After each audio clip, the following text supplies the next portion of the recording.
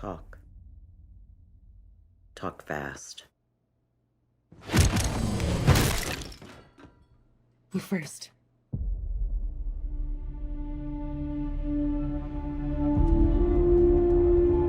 My name is Sarah Connor. August 29, 1997. It was supposed to be Judgment Day. Hey everybody, welcome back to the LuckyDog podcast. This is your host, Elias. Today we are discussing Terminator, Dark Fate, 2019, directed by Tim Miller. We sort of have the entire team coming all the way back. We have James Cameron returning back on the writing team, along with Charles Egley, Josh Friedman, David S. Goyer, Justin Rhodes, Billy Ray, and Gail Ann Hurd, who created the characters. We also have Linda Hamilton returning as Sarah Connor, and Arnold Schwarzenegger coming back as the T-800. We also have, joining us in this movie, Mackenzie Davis as Grace, who is best well known for playing Cameron on *Halt and Catch Fire*. She was also on Black Mirror and Blade Runner, as well as The Martian. We also have Natalia Reyes playing Danny Ramos. Danny Ramos is best well known for looks like mostly Spanish television series that I'm mostly unfamiliar with. And we also have Gabriel Luna, who is most well known for playing in the States, at least. He's best well known for Agents of S.H.I.E.L.D., playing Ghost Rider.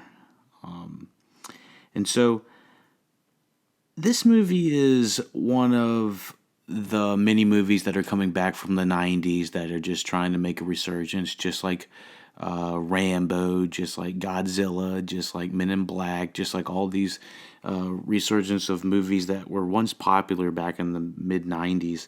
They're trying to make a resurgence into their own kind of universe, or somewhat of a reboot. Now, a lot of people are equating this Terminator Dark Fate movie to what is it called? Star Wars The Force Awakens.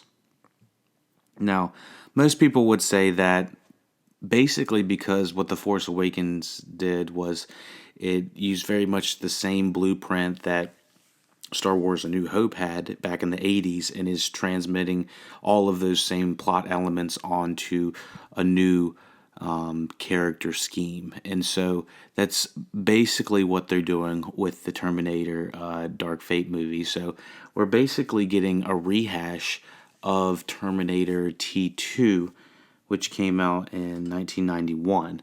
Probably what most people would call the best Terminator movie. And from what I can tell, the first two movies, it's been a while since I've seen them, but what I can really glean that what made those popular and really work is that it was somewhat of it definitely was a horror, but it actually mixed a little bit of sci-fi action along with it. I mean, the first movie was only done on a $7 million budget, and so it was fairly small. There was not big, bombastic action scenes like we got in these movies that came to follow. But T1 was very much a small horror film. T2 became the big action film that we know it as, and so ever since T2 came out in 1991, they've been trying to really find, the hole that makes this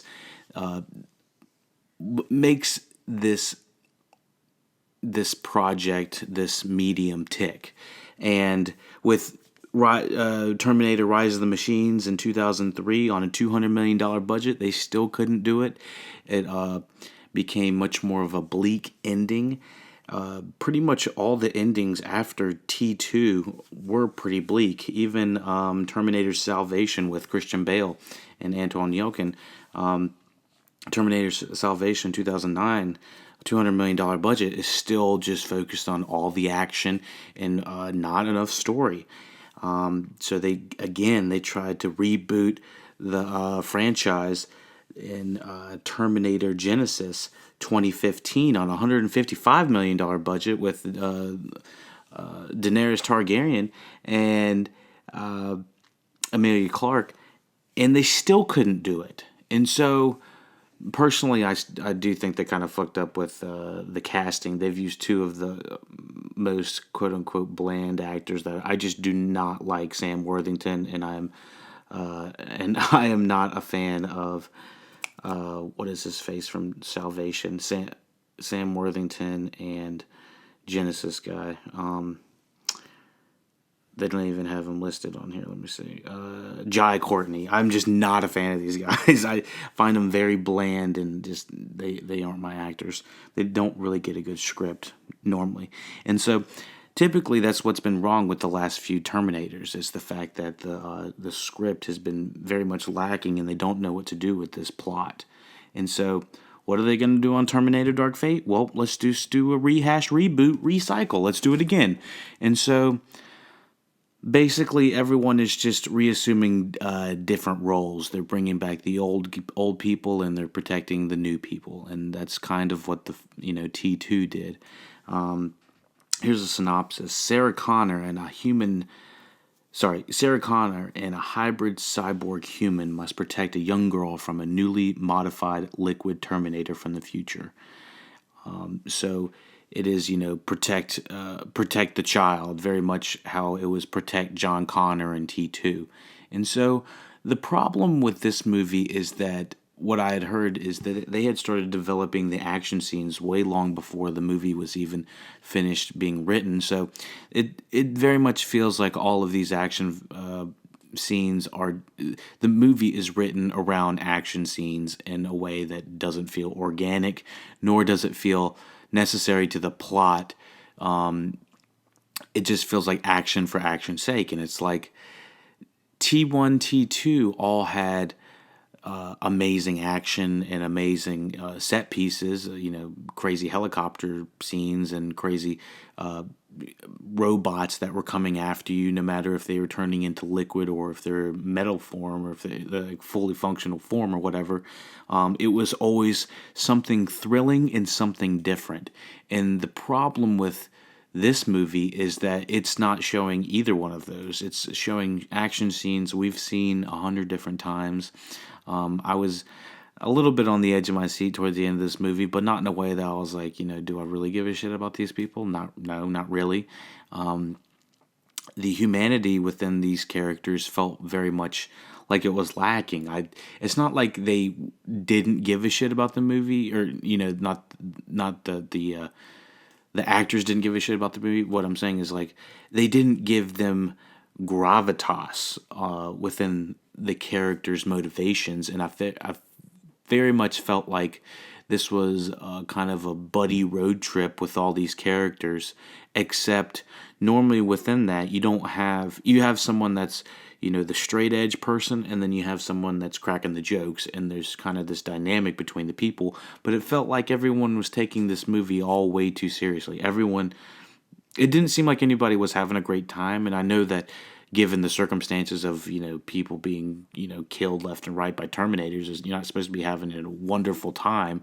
But I did feel like there's this missing gleam within the movie, and it's kind of, if I remember correctly, I don't remember seeing bits and pieces of Rise of the Machines, but Salvation, it at least expanded the world. I think most people are looking back at the Terminator franchise and giving Salvation a little bit more of an eye, just because they did expand upon the story and they didn't just recycle this same cat and mouse Terminator coming to get you kind of thing. I want to say that the strongest parts of this movie are the casting. I think the casting generally works. I am not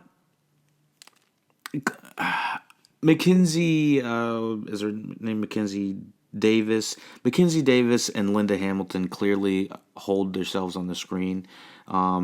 Natalia Reyes does her best, but it's just not. It doesn't jive with me 100% of the way. They don't exactly give this character the right things to do or say at the right points. If she's losing someone, if someone is hurt in her family, she doesn't seem to act correct, or she kind of forgets very easily, and it just feels like she's not like Linda Hamilton, Sarah Connor, and always strategically planning like she was in the first two Terminators. So, biggest problem with this movie is that I think it does take itself way too seriously, especially for it to be kind of this capping of of the franchise. Like, regardless of how this movie ends, I think that it's clear that Arnold does not want to play the T-100 for that many movies longer. So the writing is just, it's kind of bland in my opinion. I'm not really sure what happened on the writing side. The antagonist, Gabriel Luna, he's got a presence, but he's nothing like the previous, what was his face? Everyone remembers the T2 guy, Robert Patrick playing the T-1000, and his just, crazy dynamic look.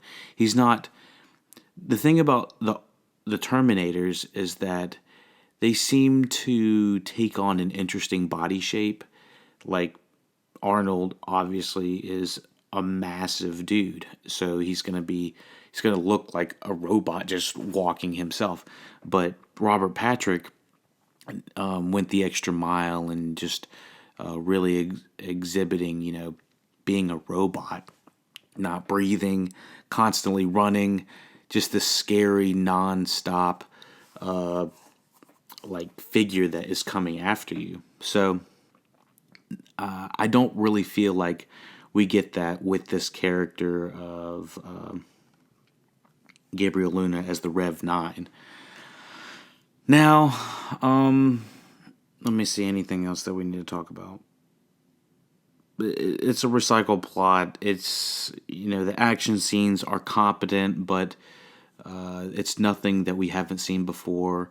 Sometimes the rules of the story don't make sense. Like, I'm not exactly sure when all of this is supposed to be taking place, because the elements of the other movies either sometimes count or don't count at all, and depending on who you ask, it's completely different. The timeline in the Terminator structure is just really fucked up. So ultimately, I gave this a 6 out of 10, mostly because I had better.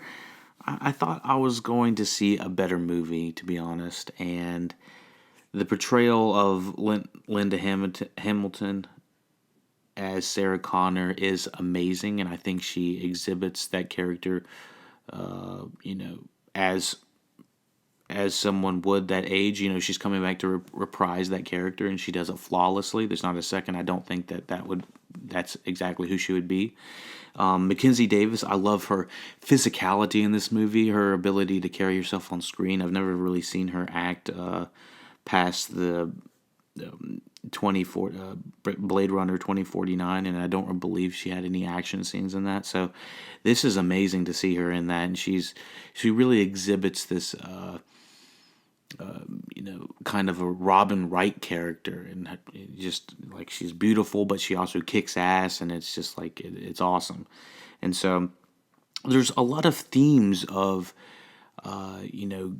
growing older and kind of maturing in this movie, and they completely do nothing. They do absolutely nothing with it, and it's kind of a missed or whiffed opportunity, which is kind of unfortunate. I really do think they could have had some self-reflection in this movie beyond just some subtextual things. So, okay, so let's talk about Terminator Dark Fate in spoiler section right now.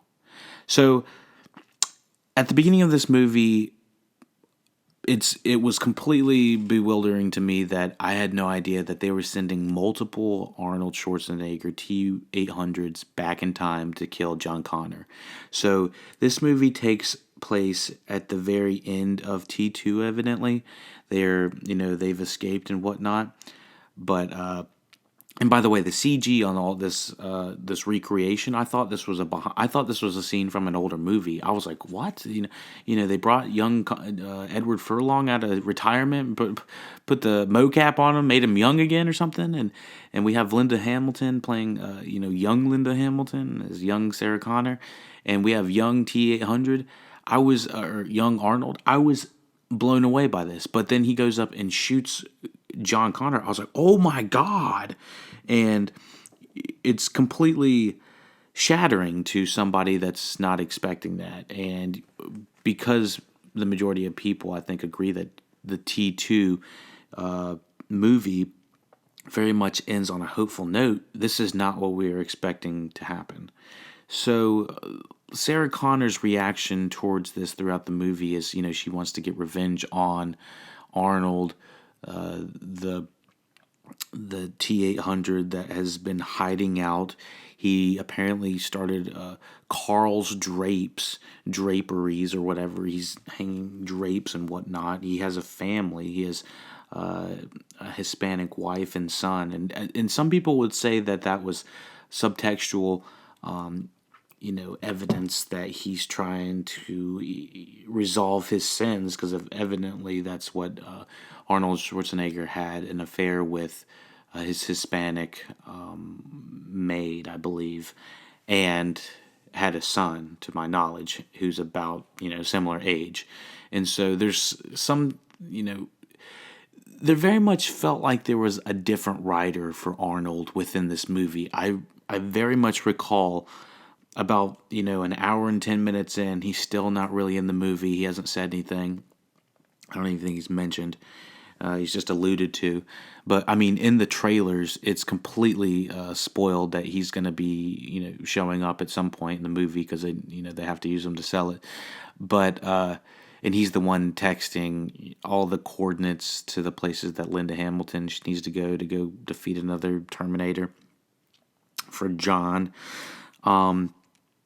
So, yeah,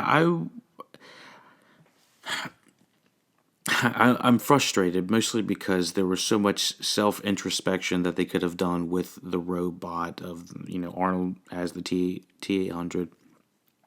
But most of it is just lip service, just to saying that, he's just been hanging out and, growing older and waiting for his time to come kind of thing. And I was like, I don't really think we care about Arnold's family's well-being that much. Mostly because they didn't feel like they were in trouble, nor did they really feel like they were, characters. They felt more like plot devices in a way, just to show him that, he cares, he has a family kind of thing. Also, this has a very strong female-centric, I don't want to say, girl power hoorah kind of thing, but it kind of is. And it's a little bit way on the nose for some people. I think this is what's going to be the most annoying thing for critics, is that it's way on the nose. And at some point she's saying, you're the new John. Linda Hamilton tells Diana that she's the new John Connor, that, we have to keep her safe, that essentially the entire plot of the second movie is now on is on her. And they kind of do a slight subversion of that at the very end with saying, it's not her baby that's going to be the savior. She's not going to be the Mary, which I thought was interesting. Sarah Connor says, I'm not going to be married to the Jesus that's going to be birthed, as if John Connor was kind of like a Jesus figure. They're kind of transferring it to be Diana. And I don't essentially have a problem with that. I just never felt like, one, she ever really cared about anything. Her character was so thinly written, and the way that she loses her family so quickly is just odd. or it's not odd, but it's kind of abrupt in a way for no one to really recollect with anything. Like when we were losing people in the earlier Terminators, I really felt like we were losing people we knew, and we don't have any time with her family that we really give a shit, and there's only so much I can say, but I just really think they dropped the ball on the script, and I kind of wanted them to pay a little bit more service to the earlier Terminators. They seem to bring all of the iconography back of Terminator, but they didn't bring any of the heart. They didn't bring any of the soul, and that's what really feels like they're missing in Terminator Dark Fate. I just feel like it is such a dry, bland action movie that you could have put any. It just feels like a regular action movie. It didn't have to be a Terminator movie. So that's essentially how I felt about it. The music, the sound production, and all of that, I think all really work. Once again, that's what really gives it the weight of the robots. But the practicality of the antagonist. Sorry, I might have said the antagonist when I meant protagonist earlier. Anyways, the liquid metal to metal framing of the Terminators did not make any sense. Like, it didn't. It just feels like there's no rules to this liquefying metal robot that just stops at nothing.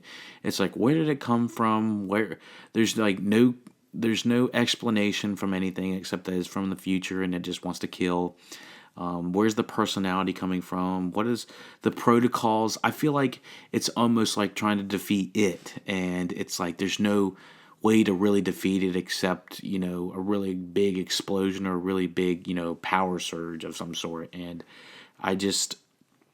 the way that this is defeated, putting them down the power cell shaft or whatever, just does not feel like the smartest thing that, would defeat something like that. Nothing felt like it was ever definitive in defeating it, and I just did not like the way they used the liquid metal, and then they used the skeleton Terminator as two separate entities, except for them to have Arnold and Mackenzie Davis both fight a separate entity. It just felt like, why not just send an army of them? Why aren't they always in separate forms? What is the weakness of this thing? Because I just really felt like it was just like an effect, and I couldn't really pinpoint it down. And so that was kind of the most, annoying thing. I just felt like there was nothing smart about the movie. It just was like, we always hitting something. It felt like too, in T2, it felt like the liquid metal versus the T2, which is the unstoppable object meets an immovable object, something like that. You know what I mean? But I really just think that this movie dropped the ball overall, and I kind of don't want to see any more Terminators if they're going to be just bang, boom, boom. Like, give me some story. Maybe just tone it down and use some real people. Don't go for the balls to the wall action helicopter scenes every time. This doesn't need to happen. So, yeah. Thank you for listening to the LuckyDog podcast. Maybe they'll reboot this shit again. They've done it before, so why not do it again? CGI looked, okay for the most part. I thought sometimes when they're jumping around looked a little bit too weightless, but other than that, just, it was very okay in my book. This podcast is sponsored by EliasRoushMedia.com. Photo, video, digital media production. Check out all the LuckyDog podcasts, Twitch, YouTube, Facebook, Instagram, streams, post, all the good stuff. You know where it is. PayPal.me/LuckyDog podcast for all donations. Thank you for listening, and I'll be back. I am going to kill you. I understand. I'll be back. I won't be back.